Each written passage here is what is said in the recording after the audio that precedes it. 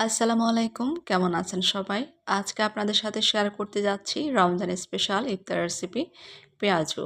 যেটা হচ্ছে আমরা প্রতিদিন ইফতার করতে বসি ছোলা মুড়ির সাথে। এই ধরনের পেঁয়াজু না হলে একেবারে হয় না। তো অনেক আপুরা আছেন যারা পেঁয়াজু তৈরি করেন কিন্তু ভিতরে একটু শক্ত এবং দলা টাইপের থাকে, অনেকক্ষণ ধরে এটা ক্রিস্পি থাকে না। তো পুরো ভিডিওটা দেখলে কিন্তু আপনারা এরকম ক্রিসপি টাইপের পেঁয়াজু তৈরি করে নিতে পারবেন এবং অনেকক্ষণ সময় পর্যন্ত এটা মচমচে থাকবে। আজকে যে পেঁয়াজু রেসিপিটি আমি শেয়ার করতে যাচ্ছি এটা হচ্ছে মসুর ডাল দিয়ে। অনেকে বলেন যে মসুর ডালে পেঁয়াজু খেতে ভালো লাগে না। তা আমি বলবো যদি এভাবে একবার বানিয়ে খান দেখবেন আপনার কাছে কন্টিনিউ মসুর ডালের পেঁয়াজুটাই সেরা মনে হবে। পেঁয়াজু তৈরি করার জন্য 1 কাপ মসুর ডাল নিয়েছি। এগুলাকে ভেজে রেখেছিলাম 2 থেকে আড়াই ঘন্টা পর্যন্ত। আড়াই ঘন্টা পরে দেখতে পাচ্ছেন ডালগুলো ফুলে ডাবল হয়ে গেছে। একটা ব্লেন্ডারের জারে নিয়ে আমি এগুলাকে আধা ভাঙা করে নিয়েছি, তবে খুব বেশি মিহি করা যাবে না, সেই ক্ষেত্রে পেঁয়াজগুলো কিন্তু ভালো হবে না। এখন এখানে আমি পেঁয়াজ কুচি, তারপর ধনেপাতা কুচি, কাঁচা পেঁয়াজ কাঁচামরিচ কুচি দিয়ে দিচ্ছি। তারপর এখানে দিয়ে দিব স্বাদ মতো লবণ, সামান্য পরিমাণ হলুদের গুঁড়া, লাল মরিচ গুঁড়া, আদা রসুন বাটা দিয়ে দিচ্ছি একেবারে সামান্য পরিমাণে, দিয়ে সবগুলোকে ভালো করে মিশিয়ে নিচ্ছি। তবে এখানে আপনার পেঁয়াজটা যখন তৈরি করবেন সেই ক্ষেত্রে ডালের যে মিশ্রণটা আছে এটা যেন খুব বেশি শক্ত না হয়। আমি যেরকম করে রেখেছি আপনারা নিশ্চয়ই দেখে বুঝতে পারছেন, এরকম একটা যখন নরম টাইপের হবে তখন আপনার পেঁয়াজগুলো কিন্তু অনেকটা ক্রিস্পি হবে। আর চুলায় দিলে কিন্তু এগুলা হতে বেশি সময় লাগবে না।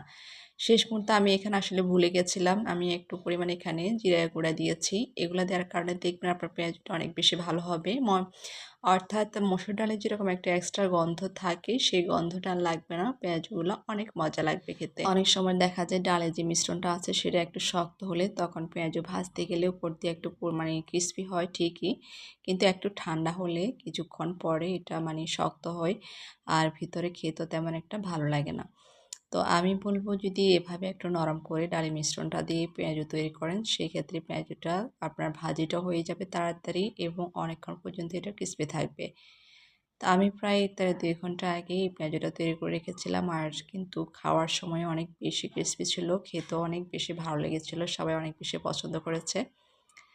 তো এখন তেলটা গরম হয়েছে কিনা সেটা দেখার জন্য প্রথমে আমি ডালে কিছুটা মিশ্রণ এখানে দিয়ে দিচ্ছিলাম, পরে দেখলাম যখন ভালো করে গরম হয়ে গেছে একে একে সবগুলা পেঁয়াজ এভাবে দিয়ে মিডিয়াম আঁচে ভেজে নিয়েছি।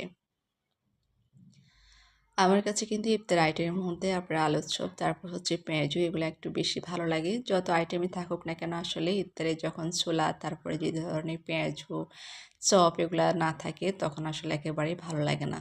অর্থাৎ মানে রমজানে যে ইফতার করতেছি ওই ফিলটা তখন আর আসে না। তো এখন এগুলাকে মিডিয়াম আঁচে আমি ভেজে নিয়েছি, আর দেখতে পাচ্ছেন একেবারে দেখতেও কিন্তু ক্রিস্পি ক্রিস্পি লাগছে, অনেক ভালো হয়েছে আলহামদুলিল্লাহ। প্রথম রমজানের ইফতার সব কিছু মিলে আজকে আপনাদের কাছে ডালের মানে বড়ার এই রেসিপিটা কেমন হয়েছে সেটা অবশ্যই কমেন্ট করবেন। যদি ভালো লাগে তাহলে একটা শেয়ার করে দিবেন, আপনার শেয়ারের মাধ্যমে যেন অন্য একজন দেখে উপকৃত হতে পারে। তো এই যে চুলা থেকে নামিয়ে নেওয়ার পরে এখন আমি আপনাদেরকে একটা ভেঙে দেখিয়ে দিচ্ছি, আর দেখার পর আসলে বুঝতে পারবেন যে এটা আসলে কতটা ক্রিস্পি হয়েছে।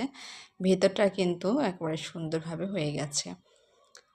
ভালো থাকবেন সবাই, দেখা হবে আবার আপনাদের সাথে নতুন কোনো ভিডিও নিয়ে। সে পর্যন্ত সবার জন্য অনেক অনেক দোয়া শুভকামনা। আসসালামু আলাইকুম।